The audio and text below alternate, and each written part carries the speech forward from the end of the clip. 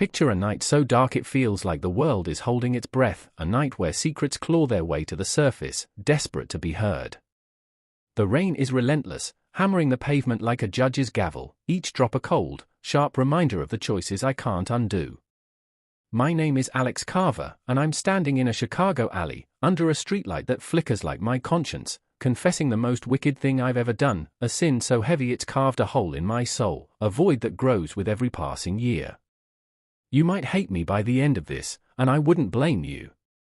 Some days, I hate myself, when the mirror shows a stranger who traded his best friend's life for a fleeting taste of glory. I'm telling this story because I need to say it out loud, to let it go, even if it means facing the truth about who I am, a man who betrayed, who profited, and who can't outrun the guilt. This is about the night I destroyed Sarah Ellison, my best friend, and the chain of choices that led to her death, my greed, and a shame that clings to me like damp rot. Sit with me in this darkness, let the rain soak through your bones, and hear how I shattered the one person who trusted me most, and how I built my life on her ashes. The alley smells of wet asphalt and decay, the city's underbelly exposed by the storm. The thunder is a low growl, as if the sky knows what I've done and is passing judgment. I wasn't always this way, you know. There was a time when I believed in dreams, when I thought hard work and talent would carry me to the top, my name etched on a skyscraper that would touch the clouds. But ambition twisted into something ugly, a hunger that gnawed at my insides until right and wrong blurred into shadows. Sarah was the light in those days, the one who kept me grounded, who made me laugh when the world felt too heavy. She was brilliant, kind, the kind of person who walked into a room and made it brighter. And I was her shadow, always a step behind, always wanting more. I keep a photo of us from back then, hidden in a drawer I rarely open. It's creased at the edges, the colors faded, but we're there, grinning, arms slung around each other outside our tiny design firm, Ellison and Carver Designs. Her auburn hair is caught in the wind, her green eyes sparkling with hope, her smile wide enough to chase away the Chicago chill. I'm beside her, my dark hair messy, my grin forced, a hint of envy already creeping into my gaze. I look at that photo now and feel a pang, a sharp stab of what could have been. But that's not the story I'm here to tell. This is about the moment I chose myself over her, the moment I let envy win. It's about the laptop left on my coffee table, its screen glowing with her genius, and the decision I made in the dead of night to steal it all. It's about the phone call that came months later, telling me she was gone, and the weight of knowing I'd pushed her to that edge. It's about standing at her grave, speaking words that burned my throat, and the box of her designs her parents pressed into my hands, their eyes full of a kindness I didn't deserve. And it's about what I did next, how I used her work again, knowing it was wrong, telling myself it was just business. I don't expect forgiveness. Sarah's gone, and there's no one left to absolve me. Her parents, maybe, but they don't know the whole truth, and I'm too much a coward to tell them. This confession is for me, I suppose, a way to unburden my soul, to say out loud what I've carried in silence for a decade. But it's also for you, for anyone who's ever felt the pull of ambition, the temptation to take what isn't yours. I'm not here to preach or justify. I'm here to tell you what it cost me, what it cost her, and to warn you about the darkness that lives in all of us. So stay with me, through the rain and the guilt, through the choices that haunt me. This is my truth, ugly and raw, and I'm laying it bare. 10 years ago, I was 25, living in a cramped Chicago apartment that smelled of stale coffee and desperation. The walls were thin, the radiator clanked like a dying engine, and the city's noise, honking cabs, shouting vendors, the L-train screech, was a constant hum, like the pulse of my own ambition. I was chasing a dream of becoming a renowned architect, sketching blueprints until my fingers ached, imagining my name on a skyscraper that would redefine the skyline. But I wasn't alone in that dream. Sarah was there, my best friend, my partner in every sense but the romantic. She was the heart of our small design firm, the one who could turn a napkin sketch into a vision that made clients gasp. We'd met in college, at the Illinois Institute of Technology, bonded over late-night study sessions in the library, poring over Frank Lloyd Wright's blueprints and debating sustainable design. Sarah was the star, the one professors noticed, the one who could talk about biomimicry or passive solar with a passion that lit up the room.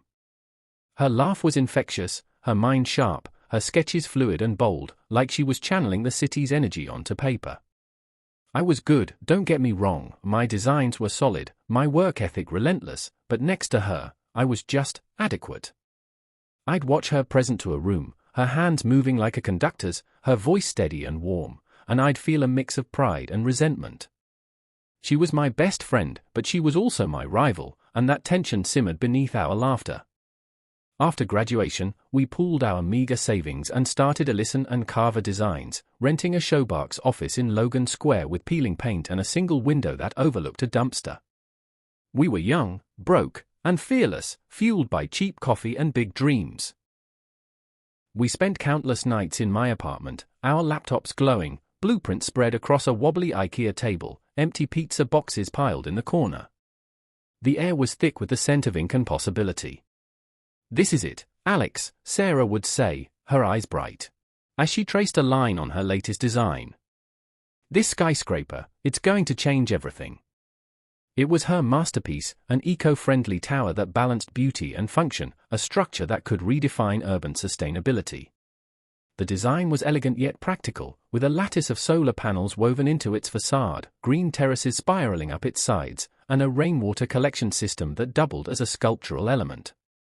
Clients were buzzing, a major firm, Harrington and Sons, was circling, and I could see her future unfolding, awards, headlines, a legacy. But as I watched her, a knot formed in my chest, tight and bitter. Why was it always her? Why did her ideas flow so effortlessly, while mine felt like they were scraped from the bottom of my soul? I was tired of being the sidekick, the one who carried her coffee, who nodded along while clients praised her genius. I wanted my name in lights, my face on the cover of Architectural Digest. I wanted to be the one they remembered. That envy was a slow poison, seeping into my thoughts, coloring every moment. I'd catch myself staring at her sketches, my jaw tight, my mind whispering, "You could do better. You deserve this." It wasn't just jealousy, it was resentment, a dark, gnawing thing that made me feel small. I hated myself for it, but I couldn't stop. Our office was a microcosm of our dynamic. Sarah's desk was a chaos of colored pencils, coffee mugs, and dog-eared books on sustainable design, while mine was orderly, almost sterile, my pencils sharpened to points, my notes typed and filed. She'd tease me about it, calling me Mr. Spreadsheet, while I'd roll my eyes and call her Hurricane Sarah. We had a rhythm, a balance, her creativity, my pragmatism. But as our firm grew, so did the pressure. Harrington and Sons wasn't just any client, they were a titan in Chicago's architectural scene, with the power to make or break careers. Their interest in Sarah's skyscraper was a golden ticket, and I could feel it slipping through my fingers. I'd lie awake at night, the city's hum filtering through my window, imagining my name erased from our firm's letterhead, replaced by hers alone. The night it happened, the rain was biblical, a deluge that turned the streets into rivers and drowned out the city's pulse.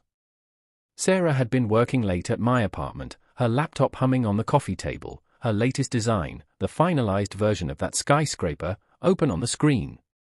She'd been tweaking it for weeks, refining every detail, her fingers dancing across the keys with a precision that made my chest ache.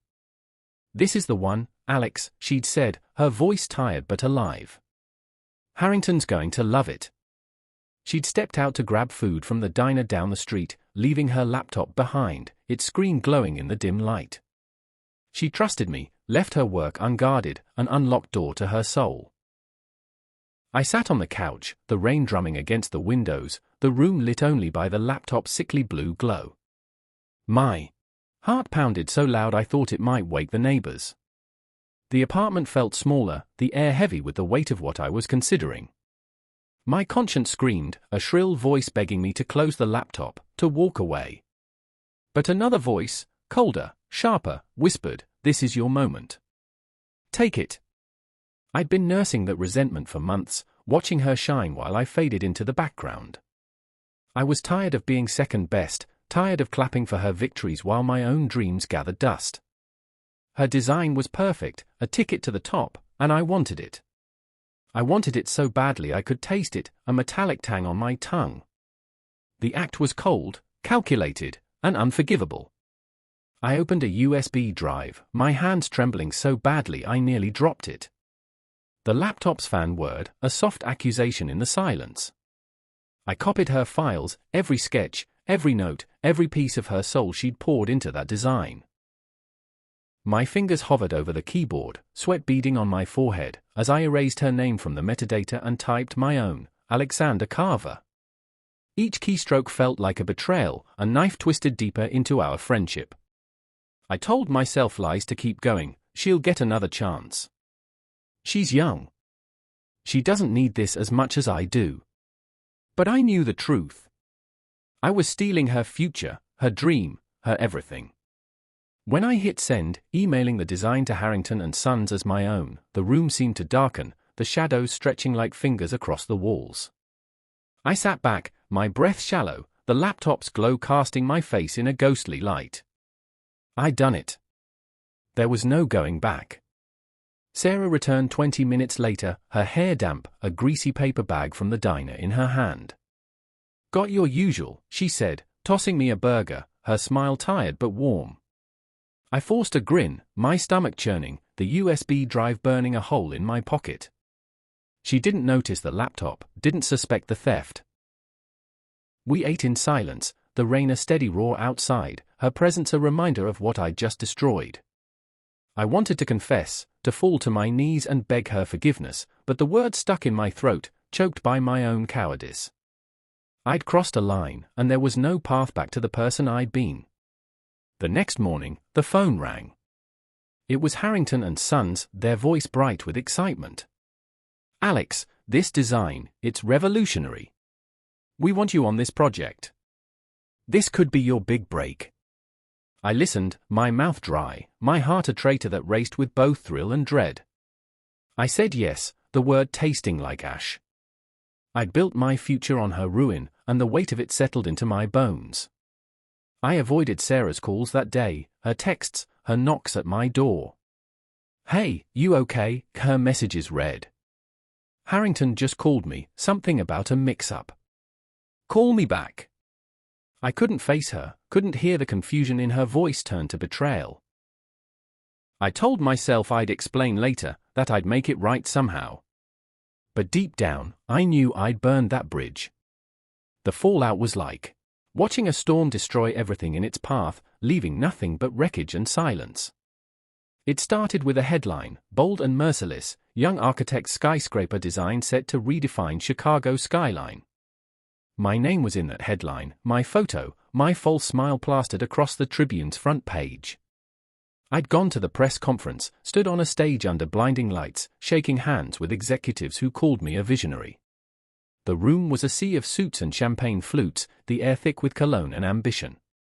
I nodded, thanked them, my palms slick with sweat, my stomach a knot of guilt. But even as I played the part, I scanned the crowd, and there she was, Sarah, standing near the back, her face a mask of shock and betrayal. I'll never forget her eyes, wide, wounded, like I'd driven a blade into her chest. Her auburn hair was pulled back, her green coat damp from the rain, her hands clenched at her sides. She didn't scream or make a scene. She just stared, her lips trembling, her gaze cutting through the lies I'd told myself. I wanted to run to her, to explain, but my feet were lead, my voice gone. She turned and walked away, her silhouette swallowed by the crowd, and I knew I'd lost her forever. She confronted me later, in the quiet of my apartment, the same place where I'd stolen her work. The air was thick with tension, the kind that makes your skin prickle. She stood by the window, the city's lights casting her in a halo, her voice low but sharp. "How could you, Alex?" she asked, tears glistening in her eyes. "I trusted you. We built this together." "Why?" I stammered, my lies clumsy and hollow. "It was a mix-up, Sarah. I didn't mean to, someone must have," but she cut me off, her voice breaking. "Don't lie to me. I know what you did. You took everything." She didn't raise her voice, didn't need to. Her pain was louder than any shout, a raw, jagged thing that filled the room. I tried to reach for her, to bridge the gap, but she stepped back, her eyes hard. "You were my best friend," she whispered, the words a knife. "I thought you believed in me." She left without another word, the door's soft click echoing like a gunshot in the silence. The firm dropped her soon after, her reputation in tatters. Whispers followed her, clients who'd once praised her now questioned her talent, her integrity. She must have copied him, they'd say, their voices dripping with pity or scorn. I heard through mutual friends that she stopped designing, that she'd retreated to her apartment, her spark gone. She'd always been vibrant, her laugh a melody, her sketches a language of hope. But I'd stolen that from her, left her hollow, a ghost of the woman I'd known. Meanwhile, I was celebrated, my name on every architect's lips, my face in magazines.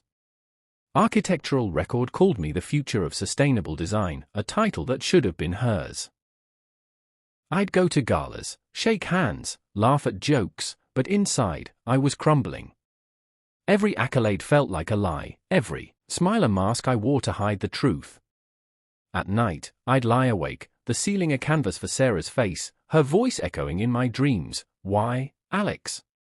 Why?" I'd wake up gasping, my sheets damp with sweat, the guilt a weight that pressed against my chest. I'd walk the city sometimes, past our old office, now a vape shop, its windows papered over. I'd see her in every reflection, her green eyes accusing, her presence a shadow I couldn't shake. I tried to drown the guilt in work, in whiskey, in fleeting flings with women who saw the architect, not the fraud. But nothing worked. The city, once a canvas for my dreams, became a prison, its skyscrapers mocking me with their permanence. Then came the news that broke me. 6 months after my betrayal, a mutual friend, Lena, called, her voice shaking. "Sarah's gone, Alex." They found her in her apartment. She took her own life. The words hit like a fist, knocking the air from my lungs. I dropped the phone, my vision blurring, the room spinning. I saw her apartment in my mind, the one we'd spent so many nights in, now cold and empty, her sketches scattered, a note mentioning the theft that shattered her. Lena's voice crackled through the phone, pulling me back. "They found a letter, Alex. She wrote about the skyscraper, about you. She said it broke her, that she couldn't keep going." I wanted to scream, to tear the world apart, but all I could do was sit there, my hands shaking, my heart a traitor that kept beating. I was gutted, but worse, I was guilty. My ambition, my betrayal, had pushed her to that edge. Her parents reached out a week later, their voices heavy with grief. "We'd like you to speak at her burial, Alex," her mother, Ellen, said, her tone soft but strained. "You were her closest friend." The words were a knife, twisting deeper. I wanted to refuse, to run from the truth, but I owed her that much. The burial was on a rainy day, the kind of grey that seeps into your bones. The cemetery was on the city's edge, a quiet expanse of green surrounded by the urban sprawl. Her grave was under an oak, its branches heavy with rain, the coffin adorned with white lilies, their scent mingling with the damp earth. Sarah's parents stood by the grave, Ellen clutching a tissue, her husband, Tom, his arm around her, their faces etched with the grief I'd caused. I stood before the small crowd, my suit soaked, my notes trembling in my hands. The rain fell like tears, blurring my vision, but I could feel their eyes, Sarah's parents, our college friends, colleagues who didn't know the truth. I spoke of her brilliance, her kindness, her ability to see beauty in the world. "Sarah was the best of us," I said, my voice breaking, the rain mixing with my tears. Her designs weren't just buildings, they were dreams, stories, a way to make the world better. She deserved so much more. Every word felt like a confession, a plea for forgiveness I'd never receive. I couldn't look at her parents, couldn't face their grief. I was a fraud, standing over her grave, speaking of a woman I destroyed. After the service, Ellen approached me, her eyes red but kind. "Alex," she said, her voice soft, "we found some of Sarah's designs in her apartment. We thought you should have them." She handed me a cardboard box, its edges worn, its weight heavy in my hands. I nodded, my throat tight, unable to speak. Tom stood beside her, his face unreadable, but his hand on her shoulder was steady, a silent strength I envied. She always spoke so highly of you, Ellen added, a faint smile breaking through her tears. You meant the world to her. I wanted to confess, to tell them the truth, but the words died in my mouth. I took the box, my hands trembling, and walked away, the rain washing over me, a baptism I didn't deserve. Here's where it gets worse, where the man I wanted to be became a ghost, replaced by someone I despise. I used her work again. That box of designs, her final legacy, her heart on paper. I didn't frame them or burn them or give them back. I took it to my new office, a sleek space in the Loop, all glass and steel, a far cry from our old Logan Square dump. I sat at my desk, the city skyline glittering through the window, and opened the box. Inside were her sketches, her notes, her dreams, hundreds of pages, each one a masterpiece. There were designs for community centers, libraries, affordable housing complexes, all infused with her vision of sustainability and beauty. I should have stopped, should have honored her memory, but a dark part of me saw opportunity, saw dollar signs in her pencil lines. The dead have no use for it, I told myself, the lie bitter on my tongue. I submitted her designs to secure more contracts, more fame, each one a fresh betrayal. I'd sit in my office, the air conditioning humming, and upload her files, my fingers moving with a cold precision. I'd pitch her community center to a non-profit, her library to a city council, her housing complex to a developer, each time claiming the work as my own. The contract rolled in, my name climbing higher, my bank account swelling. But each success was a knife in my heart, a reminder of what I'd done. I'd look at her sketches, spread across my desk, and see her handwriting in the margins, her doodles of flowers and birds, and I'd feel the guilt clawing at me, a beast I couldn't tame. The guilt never left, it grew, a cancer eating at me from the inside. I'd walk past her old apartment sometimes, now occupied by strangers, its windows lit with unfamiliar lives. I'd see her ghost in the glass, her eyes accusing, her presence a weight I carried. I'd dream of her burial, the rain soaking my suit, her parents' faces etched with pain. In one recurring nightmare, I'd open the box of designs, but instead of sketches, it was filled with her letters, each one asking, "Why, Alex? Why did you take everything?" I'd wake up screaming, my heart pounding, the darkness of my bedroom a mirror of my soul. I tried to make amends, in my own twisted way.